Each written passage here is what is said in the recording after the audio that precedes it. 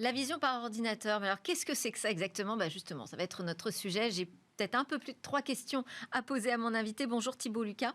Bonjour. Vous êtes le CEO cofondateur de Pixelia, jeune start-up française qui est dédiée à l'intelligence artificielle et la vision par ordinateur. Alors, quelles sont aujourd'hui les capacités de vision des machines? Elles sont assez grandes, je dirais. C'est-à-dire qu'il y a énormément d'industries aujourd'hui qui utilisent la vision par ordinateur et l'intelligence artificielle.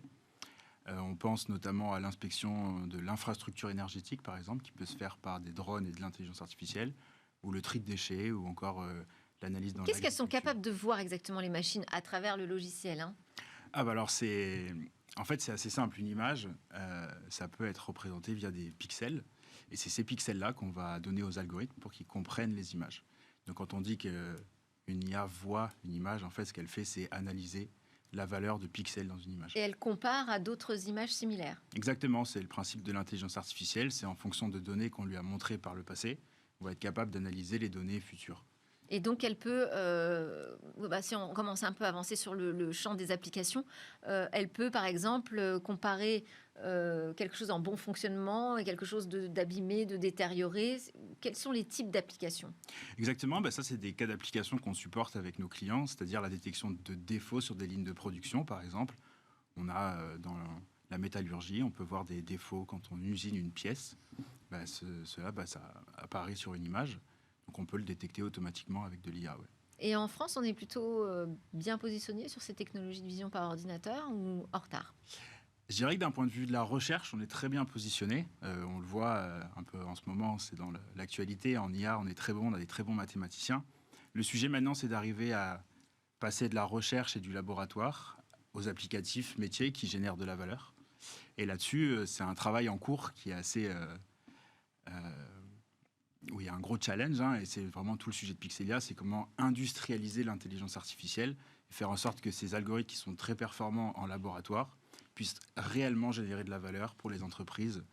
Ça fait quelques années qu'on en parle quand même de ce sujet sur les chaînes logistiques en particulier. Moi j'ai en tête des exemples de grandes entreprises logistiques qui utilisent ces caméras justement pour repérer des problèmes sur des chaînes industrielles. Est-ce qu'on a véritablement progressé? On en est où de l'état de l'art? Oui, vous avez raison. Ça fait quand même un certain temps aujourd'hui qu'il y a ce qu'on appelle des preuves de concept autour de la computer vision et de l'IA qui fonctionnent, qui ont fait leurs preuves.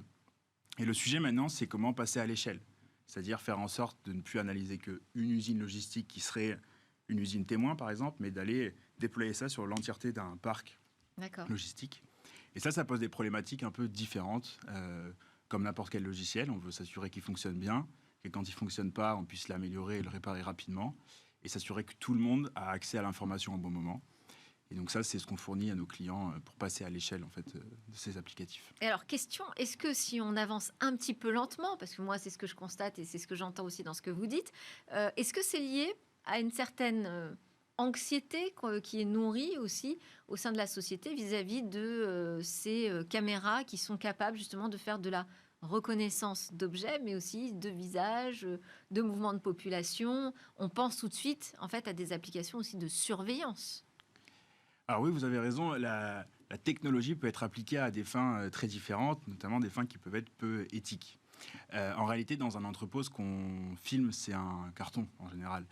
Donc ces problématiques-là apparaissent pas réellement. Je dirais que l'explication de pourquoi ça a été relativement lent au déploiement, c'est que chacun a initié des expérimentations dans son coin, avec des manières de faire différentes, avec des objectifs différents. Et on n'avait pas réellement de standards de développement et de standards de déploiement.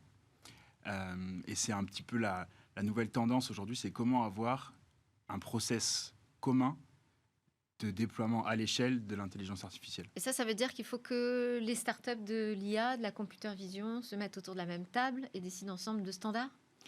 Entre autres, c'est faire en sorte que tous les ingénieurs de la communauté de la computer vision aient les mêmes manières de travailler. Donc ça passe évidemment par une discussion, mais aussi l'adoption d'outils, je dirais, standards de marché. Et c'est l'ambition de Pixelia, c'est d'être le standard des outils de développement de modèles d'intelligence Mais est-ce qu'on artificielle peut pour vraiment l'image. être autonome sur ce marché en France ou en Europe parce que ça nécessite de collecter énormément de données pour faire fonctionner ces algorithmes, j'imagine. Ça nécessite aussi d'importantes puissances de calcul. C'est vrai, mais ça peut être nuancé. C'est-à-dire que pour les modèles qu'on appelle de generative AI, qui sont les modèles, je dirais, le plus à la mode en ce moment, effectivement, il faut énormément de puissance de calcul, il faut énormément de données. Mais dans l'industrie, c'est pas nécessairement l'approche qu'on va privilégier aujourd'hui. On va essayer de faire ce qu'on appelle du small data, donc faire de l'IA avec des données ultra spécialisées sur un cas d'application.